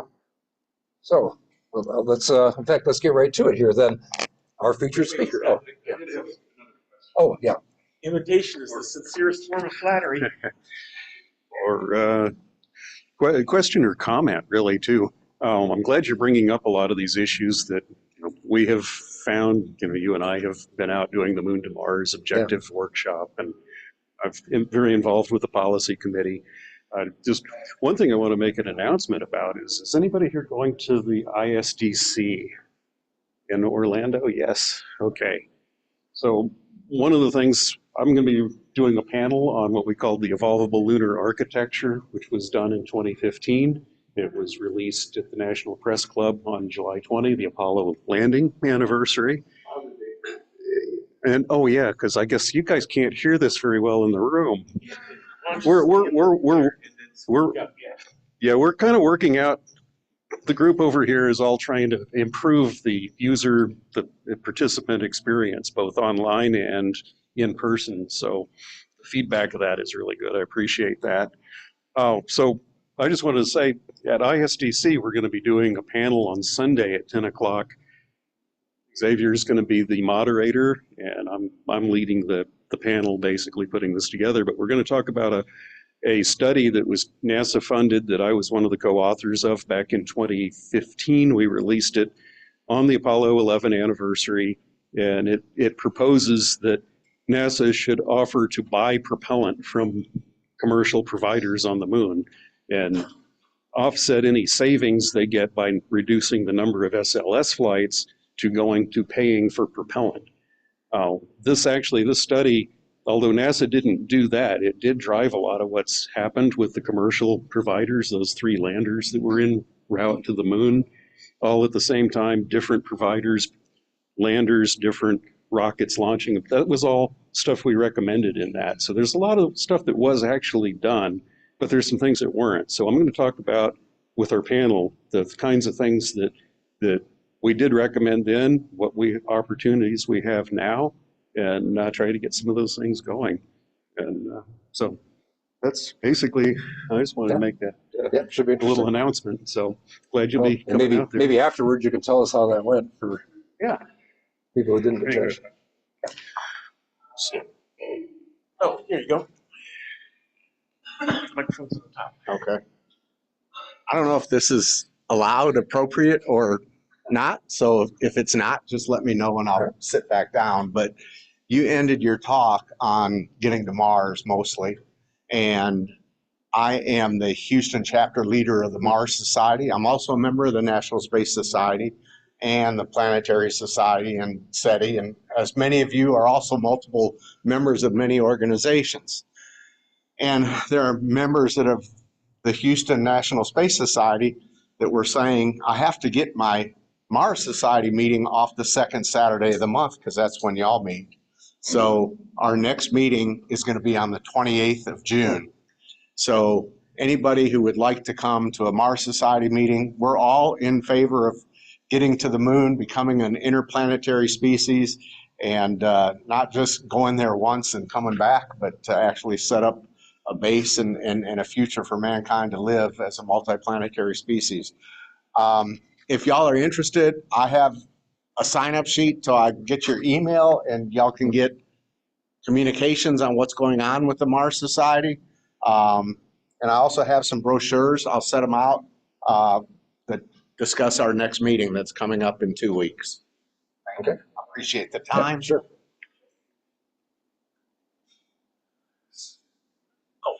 Okay. So I thought maybe we would integrate, near the end after the education presentation, but I'm with I'm obviously with the group, and I'm also part of Starfleet International, tied into what's going on with the education. You'll notice we want to reach out into the classroom. There are 5,000 members of Starfleet International, Star Trek. There's also 1,000 under Starfleet Command. It's another organization. And then there's another 1,000 under Star Trek Truckers. That's 7,000 adults who are really committed to science fiction, space exploration, moving into space. They parallel what we do and what we promote. What I'd like to do, we've got our convention coming up in this next end of this next month. I'd like to get applications, our sign-up sheets that we can give out to these 100 people coming that are part of this 5,000 group, and encourage them to consider becoming part of the National Space Society along with their organization. The hook is I'm a member of the National Space Society, independent of this chapter, and it's like $50 a year. These people are used to paying $10 a year for their membership within, so they tend to be a little bit conservative, but they still have the passion and they still have the interest.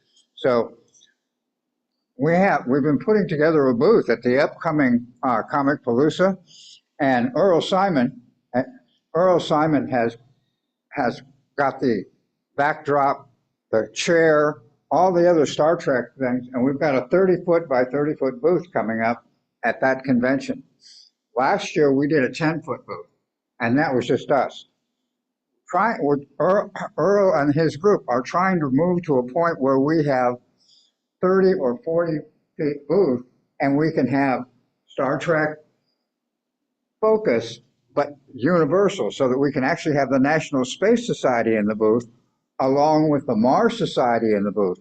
We'd like to get a joint effort where everybody that's oriented towards space exploration, whether it be science fiction or science reality, to be working together when we go to these big conventions, particularly the big ones like the Comic Palooza. So I'm kind of petitioning this here at the group and petitioning the leaders of each group, if we can get some literature together so that we end up promoting membership to them to be also members of our group, because they have the same philosophy. And there's different chapters. We have a very strong chapter here. There are chapters throughout the United States. There are people that will come to our meetings that are from the different chapters, and they have a fairly large organization. So that's part of what I wanted to do. I asked Earl to come to the meeting today to try and explain to people after this meeting and talk to everybody about what we're trying to do and why we'd like to unify everything into one overview where we all work together. And it works very closely with what you're going to present. Reaching the teachers and reaching the classrooms, and I'm an educator as well, that's one thing. But these are people, adults and their children, who are already committed. And everybody here probably is aware, but I was the one that kind of spearheaded going to the science and engineering fairs and giving awards to the students that do really interesting projects towards space exploration. Again, education. I want to give them memberships to the National Space Society and the Mars Society as students, so that they start to become integrated as they do their science projects. So that's, I mean, I kind of feel like it's a complete presentation, and I didn't mean to do that, but that's kind of what we're all about. So I asked Earl to come so that after this meeting, people that have questions about what we're trying to accomplish and unify everything, you can talk to Earl and myself about what's being accomplished. But Earl is really spearheading the overall event. So he's been doing it for quite a few years now. So we'll be available to talk after the presentation. I really want to talk to our speaker today, because I feel he can help us out. The Ad Astra magazine, and I will say this to the group, the Ad Astra magazine is a real spearhead. It really does focus on space, and making that available to these different space societies, science fiction or otherwise, is really helpful. And it's probably the best magazine out there doing what they do. And it really, I see all kinds of things of working together, but I haven't been able to figure out why everybody doesn't see the same thing. And so that's just me. Okay, so. We have one question. Maybe you can. Ask Martina. Yes, I I have have a one question. Oh, go ahead. I don't have a display up for. Ask Martina. so my question is related Oh, she to can undo herself. Yeah. Oh, Martina, I understand yeah, you have a question. If you can unmute, I think we yeah. can answer your question Can directly. you hear me? Yes. Did we hear in the Yes. room? Okay. Barely. I'm dialed from two different devices because of tech complications. So I have a question about looking for additional life than the life we know. We were talking about the extraterrestrial life. how about potential life in the Earth's oceans that may be more intelligent than human life? Are you aware of any progress in this area that we want to discuss, or is it beyond the scope? And basically, my question is related to the congressional hearings about IAP that happened a few months ago. There's always like a spike in these topics around the hearings, and then there is like a big quiet. Okay, so maybe summarize the question there. The question is, any progress on finding life on Earth? Intelligent like life in undersea. the ocean. Intelligent life, more intelligent life than humans potentially in the oceans. I don't know of any efforts on intelligent life. There's certainly been lots of studies of, undersea, particularly like the ones by the smoker vet kind of things. I have something about national. That's new. A story. A new scientist I find very funny. Two dolphins communicating together. We start to understand that more or less. And when one dolphin is missing, his partner says, "Hey, buddy, where are you?" And so what the scientists did when the two dolphin friends were together, they played that, and the dolphin said, "What? WTH." Basically, they said another call that sounds like WTH. So it is now called the WTH signal. Well, Yeah, I rather I meant guess it like has. those like I rather meant those like flying crafts that were like seen like flying between the potentially between like the ocean and Earth and interfering with like military exercises. But I don't want to completely derail the discussion if this is beyond the scope. Well, there is some information I just ran across about 3 days ago regarding whale communication, and that there are a couple of university groups that are indeed looking more deeply into, I want to say, bray whales, not gray whales, but bray whales, B-R-A-Y, and that they are starting to figure out, scientists or researchers are starting to figure out some of the communication patterns within the groups of these whales, and then when they meet up with other groups of whales, there's a different sort of interactions, verbal interactions. And part of the problem dealing with whales is that their communication frequencies are at ultra low frequencies. They're in what's called the infrasound range. And just that there are researchers studying this, and they are starting to make some progress in figuring out what the whales are communicating about, they think. So that's the best that I know of. Okay. Yeah, Okay? I'm not at all current on any of that. Yeah, well, I just stumbled across it. I do have one more question, and that is getting back to the subject.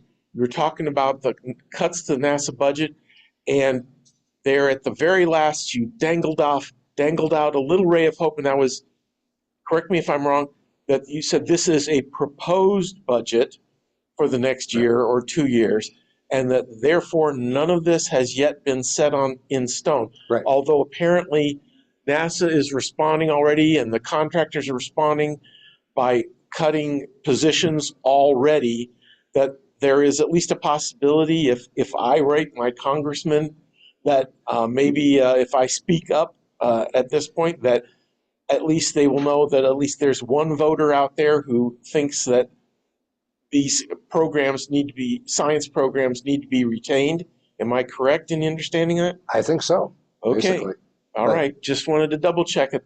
We, the voters, are still in the game, and we still have a voice if we stir ourselves to take some sort of action, letter or email or something. Yeah. Normally, the budget proposals are just completely ignored, but this is a little bit different because it's the continuing resolution kind of thing where, it could actually pass, and then, we have to follow through with it. Now, the Senate has yet to weigh in on this, so that's where there's still hope. Unfortunately, SLS was the Senate launch system, Right. So, yes. You can bet that they'll put back in the pork that they favor. They won't necessarily care about NASA objectives.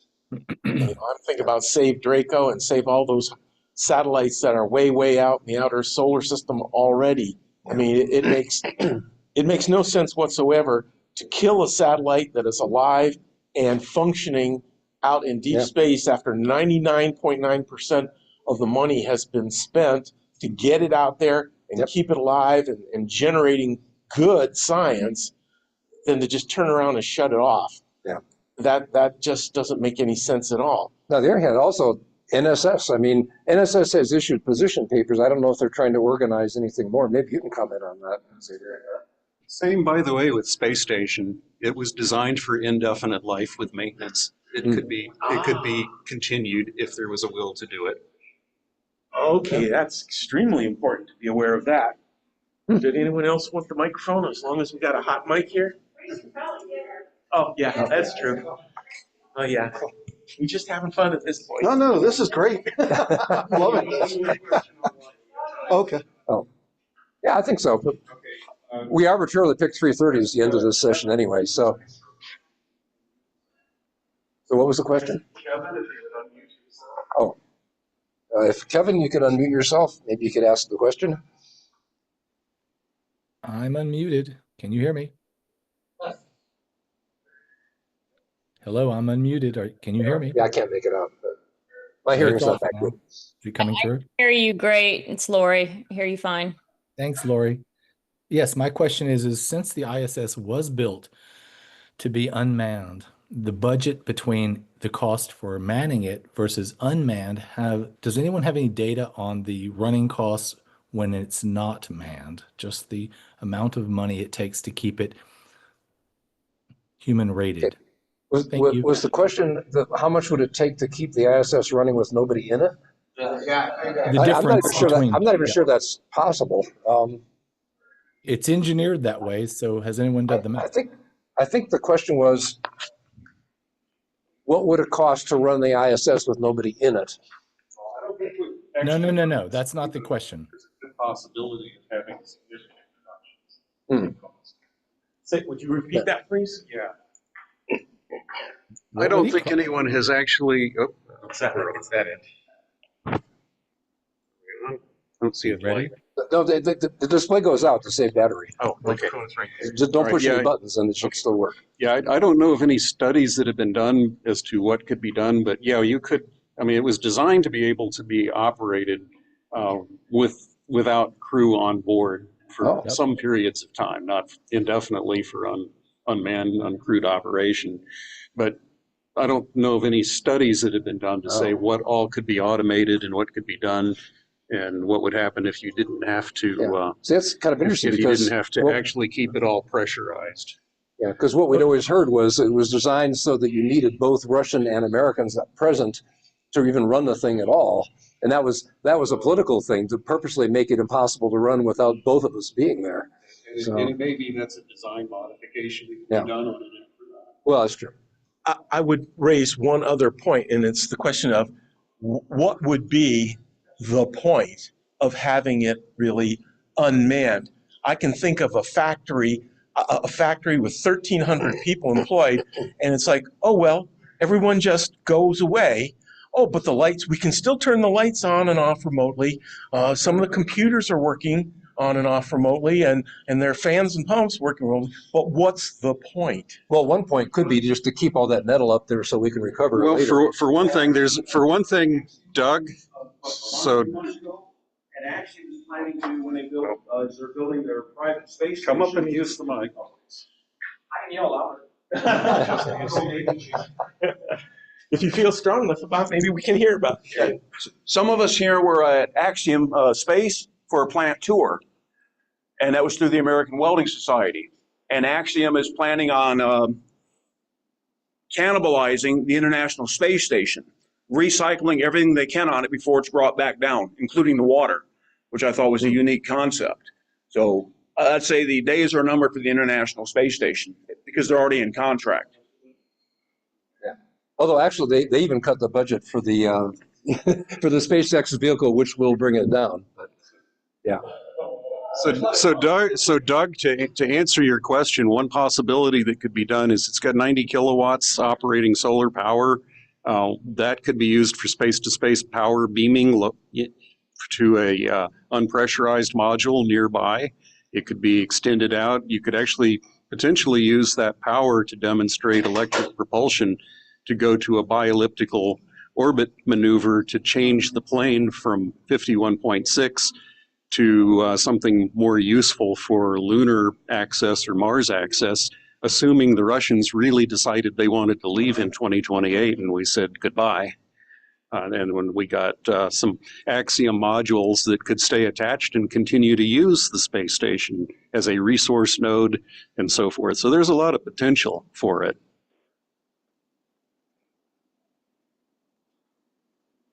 All right, so I think it's time to move on to the official formal speaker.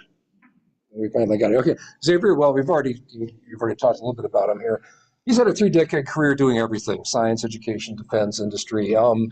He collected a variety of undergraduate and graduate degrees, math, biology, and computer science. He works as a field biologist for the Fish and Wildlife Service. He also worked as a field intelligence officer in the Air Force. Those are two different things. He's also taught math, science, and computer science at the university and the high school level. He's also worked with private companies, managing operations or consulting with them. And at that point, I ran out of room, so I think that was probably enough. Anyway, he's going to talk about NSS education initiatives now and the future. And rather than reading the rest of the slide, I think that it's just best to hear it from the source. Let me get yours up there. Okay. If you're advanced, you just use that.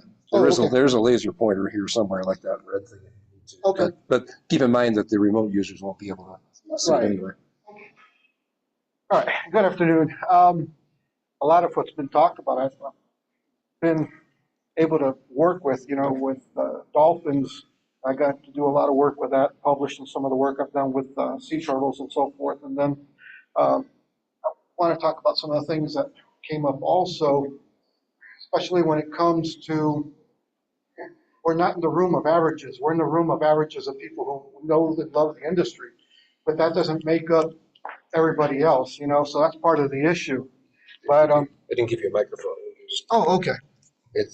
Spin it so that this points up, not too high. Oh, okay. Your beard will scratch it and you make a lot. There we go. There you go. Okay, so I'm the new VP with NSS. Of course, we have our executive team, and we're all Space Foundation teacher liaisons. We've been chosen by the Space Foundation. They only choose about 27 people per year, more or less.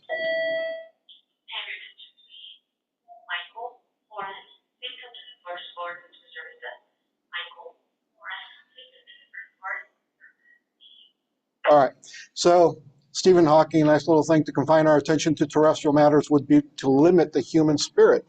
A lot said right there, and I think most of us would quite agree with that. All right, why space education? This one's huge. 1/4 of Americans believe we are wasting money on space exploration. Okay, that I hear way too often.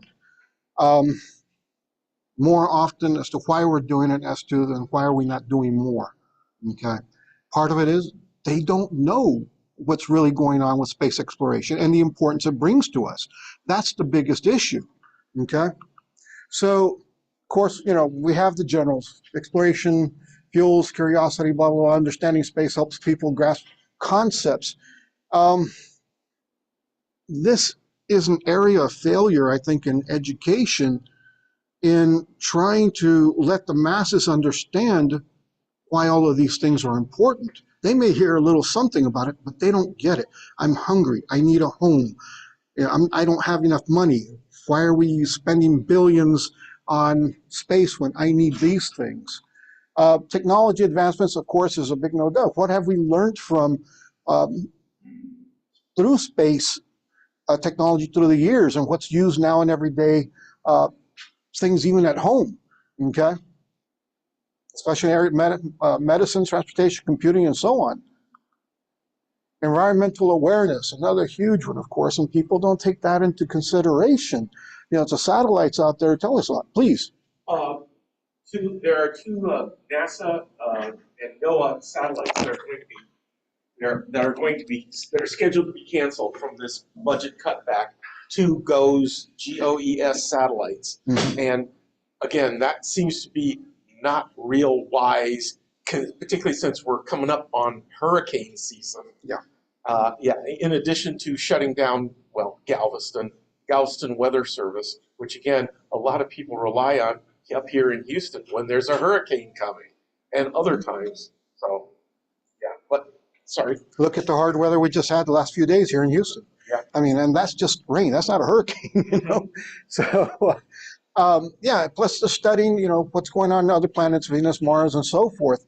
All this information is useful for us to learn more about it, just ourselves here alone. Global collaboration and peace, huge one. Space exploration brings together countries. Very important. Keep the politics out of the science. Let the scientists do the work. Teaches people the value of working towards common goals. I think that's huge. Inspiration for future generations. This is the big one in my mind. So, sparks imagination, motivates young people. We're seeing kids have a passion for space in the younger ages. It's fascinating. Then they hit middle school, now I'm too busy trying to look cool and so forth, and they lose that depth. Too many do. It's not until they reach high school age they begin to try to figure out who am I, what am I going to be, what's my place in the future. The thing is, we need to keep that running so that we can have the appropriate talent needed for space, everything. And that's a big problem. Astronauts' mission symbolize pushing boundaries and achieving that. Here's another big problem. Everybody thinks if you are going to work aerospace, it's because you're going to be an astronaut. They don't realize that everybody's utilized in all of this. All right, long-term survival, learning about space supports research in planetary defense, tracking asteroids and so forth. Not just that, we can only bleach our planet so much before we can't live here anymore. It's not going to support us. You know, everybody loves their big screen TVs and their cell phones, which get replaced every couple of years. We need to come up with some materials somewhere else and not kill our planet, thus killing us. Okay, and that's kind of the one that makes people open their eyes when I bring that up.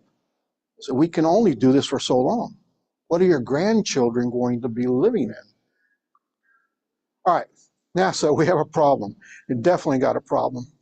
1/4 Americans still give the answer. The whole bit between heliocentric and geocentric, number one, what do those words even mean? And then people still believe that the sun revolves around us. You know, things as simple as that. So we definitely have issues in education and common knowledge. So for us to expect people to really understand what we're doing and what we're talking about, we really need to raise the bar and get them more knowledgeable so they have a clue. Yes, please. I was at Burger King basically just a month ago, and I started chatting with the young high school kid behind the counter who took my order and about space, and his response was just what you said. It was like, "Oh, I don't believe in space." And I said, "Like, what do you mean you don't believe in space? Like it's not there?" He says, "Well, you know, the sun goes around the Earth. I mean, that's, you know, that's how it goes. I mean, the sun comes up and then it goes down. The sun goes around the Earth." And he was absolutely serious. Yeah. Yeah. They are dead set on this. So NSF, of course, did a poll 2012.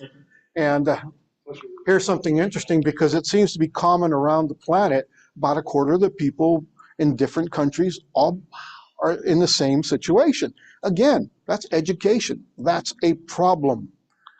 Here's another one of my favorites. 10% of Americans agree with flat Earth. Okay, try to digest that one. That one's a tough one. And they really stick to their guns on that because, again, they don't understand enough. And you can throw all sorts of questions. They're not going to have an answer for you because space is fake. You know, comes down to that.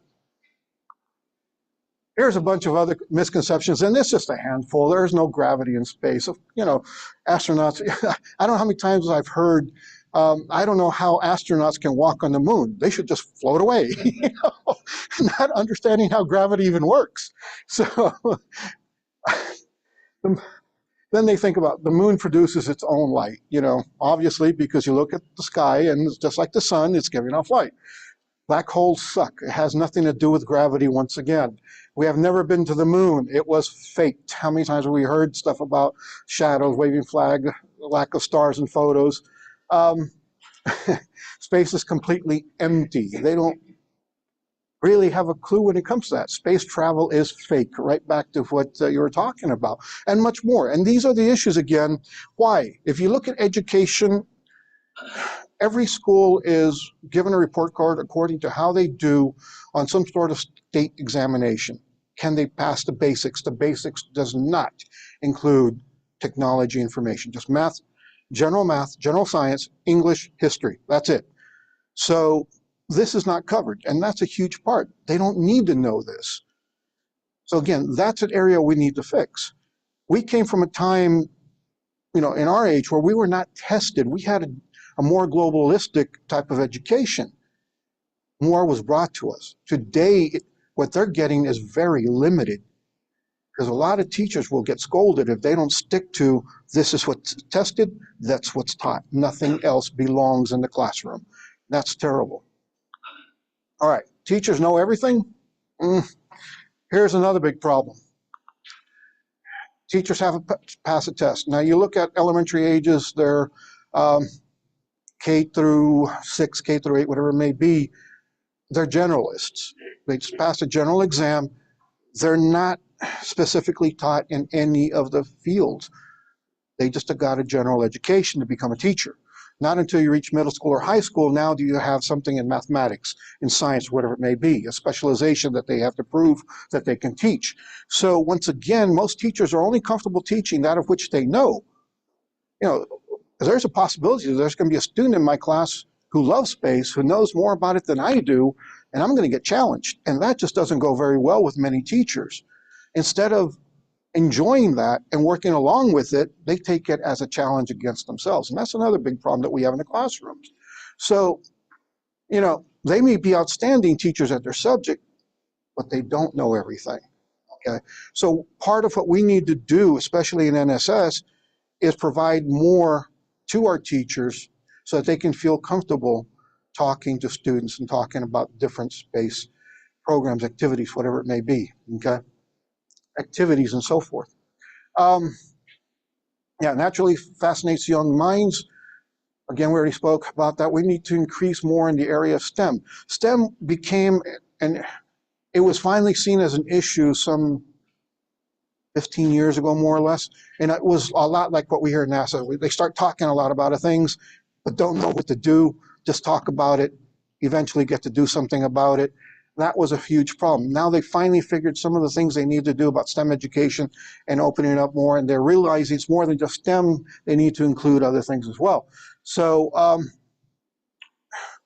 it helps cultivate a love for exploration, discovery, and big picture thinking. That's a big area we need to hit. All right, build scientific literacy, of course, that's a very weak area. Teachers help students understand basic scientific principles, okay? With misinformation on the rise, and that's the big problem. We're only putting so much out there, but misinformation, my grandfather said, and that's going to be taken as law, and that's another tough thing to beat. There are studies on how the mind works. Mother, father tells child, listen to teacher because teacher knows everything, okay? Teacher doesn't know everything.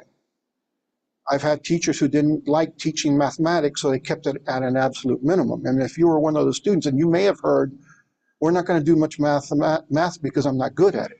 Well, they just put a program into the child's mind that says, if teacher's not good at it, neither will I. And that's there's a lot of truth to that. And you can study this on the way the mind, it's just a program that runs. So we have to, as educators, break that program to help them understand that, yes, you can. Just because somebody else couldn't doesn't mean that you cannot. That's a tough one, okay? It's called neuro-linguistic programming, NLP. Something really interesting to look up. With information, okay. Connections to real-world issues, of course. That's the no-duh part, but it's only no-duh to those of us who work with this. The average person doesn't get that. There's a disconnect with all of this. So They don't understand all this works together. Climate change, satellite comms, GPS, global cooperation. And David and I were talking about something I'm going to put here in a moment. Teachers can show students how space science affects everyday life. Really, we are affected every day by so many different things. They just don't know it. Support future careers. And even in my engineering classes, when I'm teaching, so right now I'm preparing you for things that engineering types that we don't even do now that you will be going into in the future, you know. So we can only prepare you so much for the future, but that's a big one there. At least we're getting some of these things. We have such a huge, what is it? We need so many more. And the tough part is getting people interested in the engineering fields, okay, and keeping them. The attrition rate is horrible. Space sector is growing fast. As we know, privatized space now coming into play a big role. Space tourism, engineers, scientists, analysts, and so much more. Teachers help prepare students for these futures, and that's one area where I still kick myself is what am I going to do to change this? Okay, I'm in that position now. Definitely need to do more than I already am. Encourage critical thinking. Big problem. Too many students just tell me instead of how are you going to do this? Just tell me. Or they're just going to look it up on their cell phone instead of thinking the process through and coming up with an idea. That's a tough one, okay, with students today, because they know I'm just going to call up AI and just look up the answer without learning why it works that way. Here's your answer to your question, end of story, okay? All right, teach space science gives students opportunities to ask questions, and that's important. You have those minds who are just hungry, and those are the ones, you know, of course, we love to have. Foster global perspectives, understanding Earth as part of a vast interconnected universe, something that people need to realize again, as space is real. There's more than just planet Earth. So I like something that Frank White said, we're all astronauts. You know, Earth is in space. We're astronauts, every one of us, okay? You don't have to jump in a rocket. We're already here. Teachers can help students appreciate the fragility of Earth and the importance of working together as a planet. All right, so this gives you kind of a breakdown as to how students see it through the years as it goes. And it's quite important to understand how students learn. Okay, even for myself, who's been in education for over 33 years, I know how the older mind works. I'm not too keen on myself on how to help the really young ones. I've never really worked with them, and just trying to figure out how to do that so I can expand more on what we're doing. If you compare our education system to other countries, we really drag it out slow. Whereas you go to Japan, they're already doing some stuff in elementary school that we're not even touching until high school. Things to think about. All right, space education for industry. Here's an important one. Industry needs talent. Are we preparing them, our students, to be that talent, to come and take those positions? And the thing is, look at us here. And this is something we were looking at the demographics at NSS. I'm 59 and I fell into the third level with most everybody being older than myself. And those people are in the industry. What happens when we lose all that talent? All that talent is not etched in stone somewhere for everybody to find. With all these cuts that are taking place, there's a no duh. We're losing all of that. It's not recorded. Each one of us has something we take with us every time. So what happens when we get somebody new in the industry? We're back at step zero, trying to develop that to get them up to par to hopefully do something. And it's going to take them a long time just to catch up with what we can already do. Yes. I know that some companies make an attempt to capture knowledge that is learned from, say, a particular project, and that they literally call it the lessons learned meeting. And so a few people do try to bother to get everybody there who made the decisions and to try and write it down somewhere. Yeah. But I have never heard anybody, when the next project started up, say, oh, you know, before we do anything else, we need to go back and look at the Alpha and the Bravo projects, lessons learned stuff. So again, that knowledge tends to get carried along in people's heads. Yeah. That's where the continuity is. Yeah. And I think that much of industry, certainly at the upper levels of corporations, they don't grasp that when those people who know stuff go away, that they have lost a whole bunch of really almost irreplaceable and priceless knowledge. You're going to have to learn it again, and you're going to do it again the hard, expensive way. And and unfortunately, it does appear to me that there was a decision here 20, 25, 30 years ago to offshore American manufacturing to foreign countries. But it's true of manufacturing. There are smart people who figured out ways to actually do things, how to cut metal, how to burn holes, how to do all that stuff that needs to be done to manufacture. And then it all went away. Those tasks got offshore, shipped somewhere else. And so they hit the manufacturing base first. But then what happens is, the next thing I saw 10 years after that was management saying, well, we're going to set up a parallel engineering design unit in Poland, the low-cost engineering center. And it's like, it's like, okay, but all the engineers here that you're going to lay off, these are the ones who've got 20 years of experience in how to do this. And those guys in Poland may be very smart, but they're going to have to learn. They're going to make all those mistakes again, all over again, and learn it the hard way. So is it really going to be the low-cost center for the company overall? But they went ahead and did it anyway.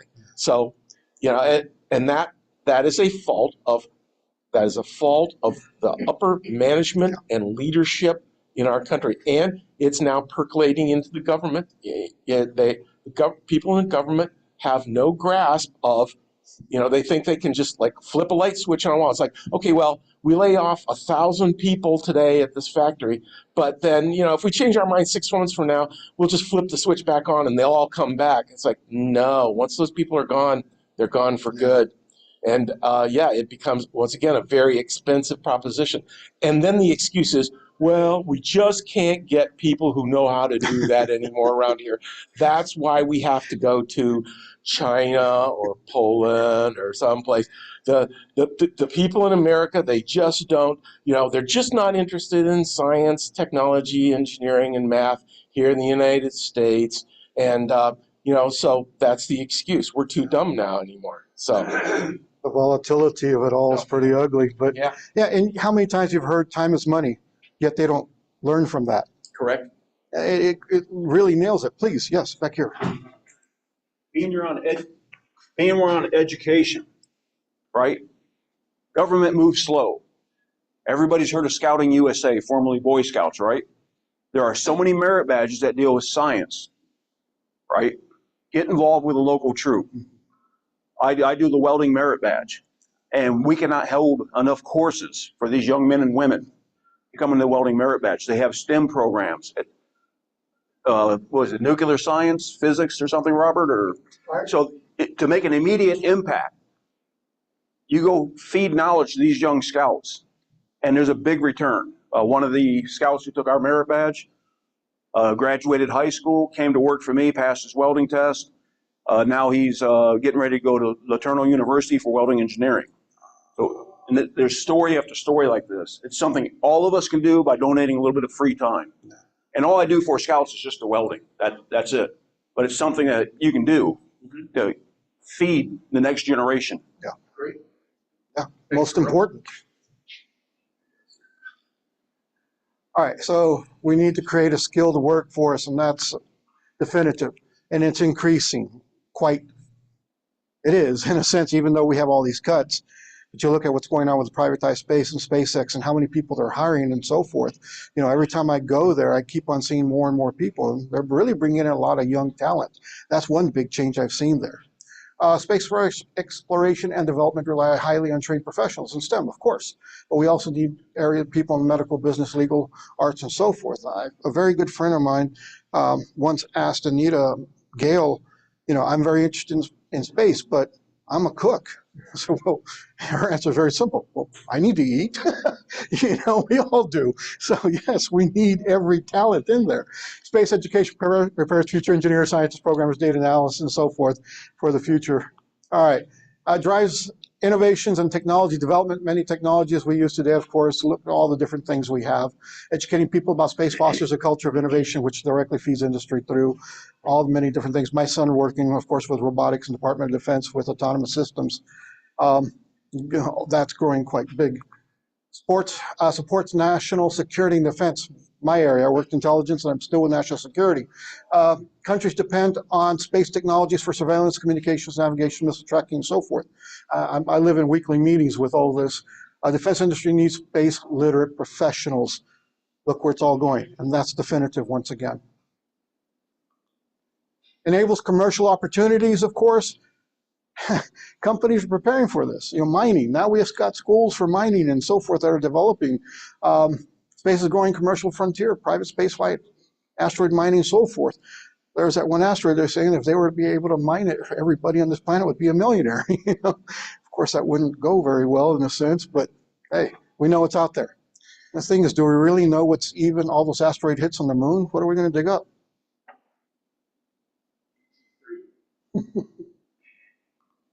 All right, promotes international competitiveness, huge. Competition we know is always good. As long as we keep that up, somebody's pushing to learn more, do more, be better. That really develops our future. Countries with strong space education system maintain leadership in the global economy. Only makes sense, and look at the countries who are really doing that, of course. Solves Earth-based industrial challenges. Satellite data informs agriculture, shipping, disaster relief, and climate monitoring. Space education professionals help optimize industries and so forth. Very bottom line, maybe hard to read. Imagine what a day without space services would be like if we were to shut down everything that was tied into space. Yeah, people would be freaking. Yeah, imagine. What? My cell phone isn't working. Oh no, it's the end of the world. You know what? Okay, I'll just turn on the TV. Yeah. It's happened twice already this year, I think, the internet's been out. Yeah. So, people don't realize, and it goes back to that, they're misinformed, do not know everything that space gives us, has given us, and will continue to give us. The future cures to the problems that we have physically and so forth. Most important that we do more. What the ISS has done to help with medications and so forth and what we're learning. But again, who understands that? Very small minority of the people do, and it's not your politicians, okay? All right, why we must keep teaching education, combats misinformation, promotes unity and shared goals, promotes creation of new ideas, technology, prepares for us for future space, living spaces, identity, responsibility, and potential. To the point, okay? But again, look at what the average person understands, and all that information, misinformation, or it guides them. That's a huge problem in our country alone. That's something we really need to tackle. Again, that comes back to us in education. And that's why we at the NSS look to other professionals in space industry who can help put information into our database. If you're a specialist in something, feel free to add some stuff there that you think is important for others to learn. Teachers, students, and common folk. What we have there right now is all free to anybody, okay? So we have this called SpaceEdge, and this is where teachers and students and common people can go take a look at all the different things we have. There's different competitions we got taking place. We got the O'Neill taking place, and that'll be, that goes on through, I believe through January is what we're gonna be doing on that one, but we will have something on this, I believe, at ISDC. Then we have Living in Healthy Space, and we've got students from all over the world. But you know what's kind of sad? This is being done here in the US. Most every single student who's really working on this is from India, not America. Okay, and that, fantastic for India, but how about our own? We need to get them in there. But again, teachers too busy concentrating on state exams and not some of what we have, okay? And learning from it. We have the Roadmap to Space Art Contest, really cool. Students of all ages creating art, And the winners, their art gets sent up on Blue Origin. Do you have a question, ma'am?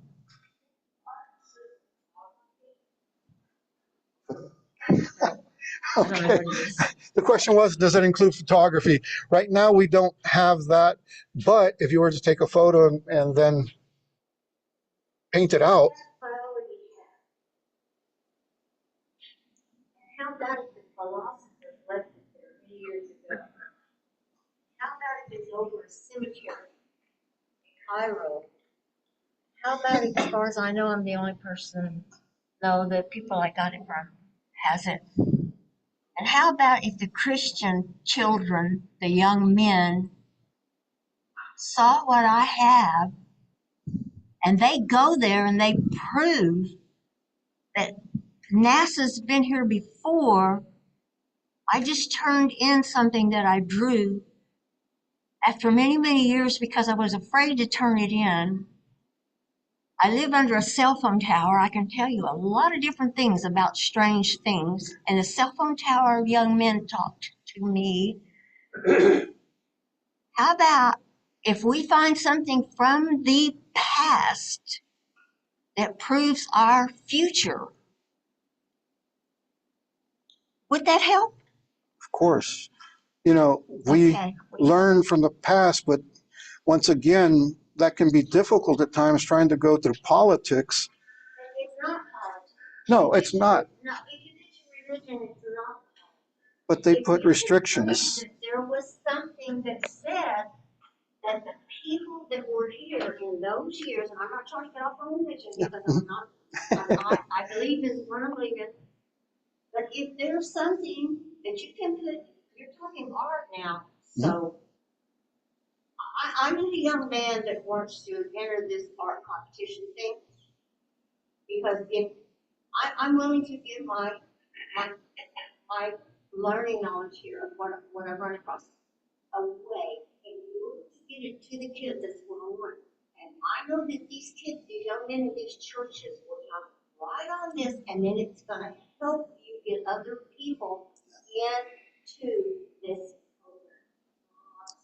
I agree. Well, I think the question would be that there's a roadmap to space art contest, and that is an interesting possibility of having photography. Yeah. There are quite a few people who do photography. I mean, we've got opportunities going down to SpaceX down there in Brownsville, and quite a few people who are able to take photographs over there at NASA at Cape Canaveral. But there'd be other things, opportunities like Earl is around here. Earl's still here? Yeah. No. Oh, there you go. The notion would be to, when the big module, the ISS module, if it ever does show up down there at Axiom, is if they would let people come in and take photos of it. And again, I think that would be an opportunity to get some people interested in space.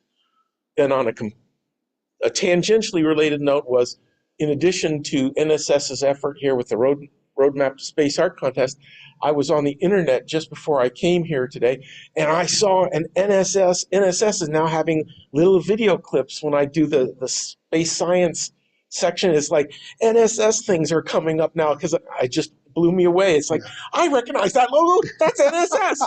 Oh my goodness. So we're finally getting motivated to produce some sorts of videos for general consumption on the internet for space science.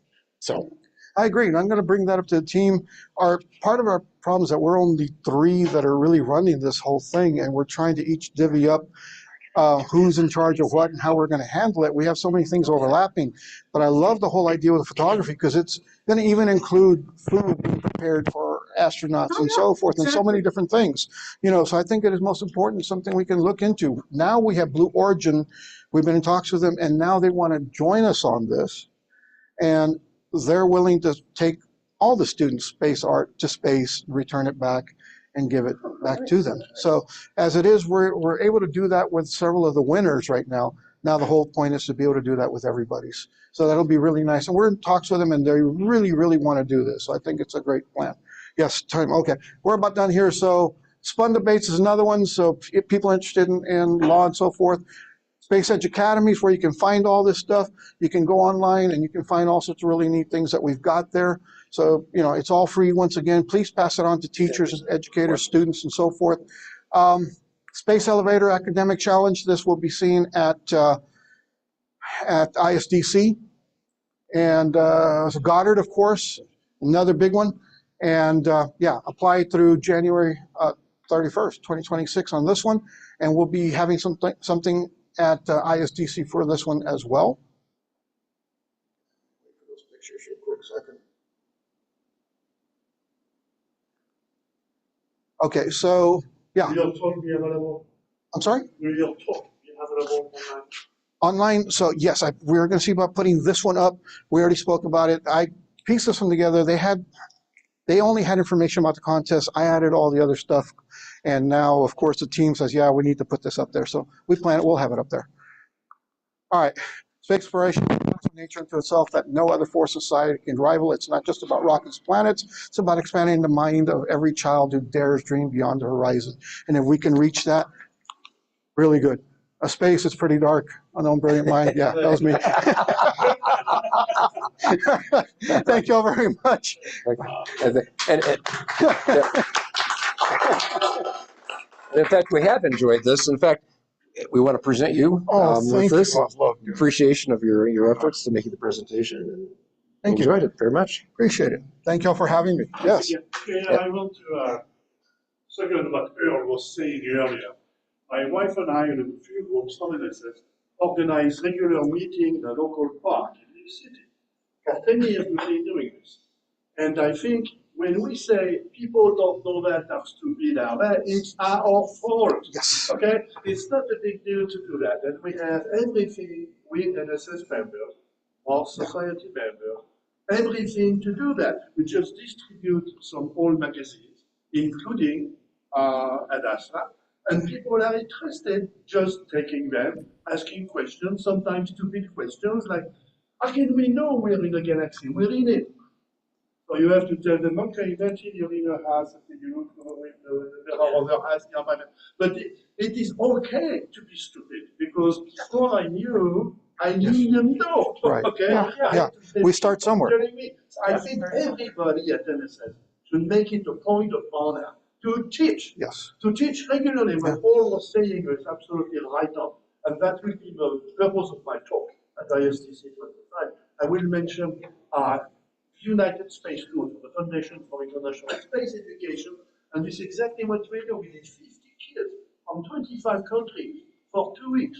They put together a mission to Mars, just because we are.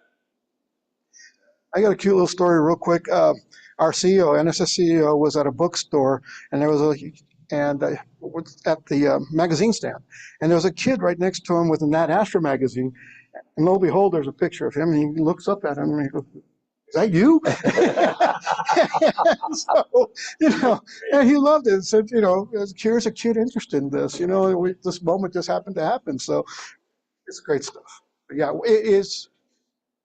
The knowledge is here. We need to get it out to the others. And if we don't do that, it's our fault and not the so-called stupid. Yeah. Okay. Thank you again. And this ends the formal meeting. We'll go ahead and shut it down and adjourn to PJ's. The map's up there. Again, if you go back up to Cypress Wood, you turn left, and it's just the first main street there at the corner. I would encourage everybody who wants to be chatting to head on over to PJ's. Anybody wants to? I mean, you have the. Oh, yeah. Absolutely. Okay.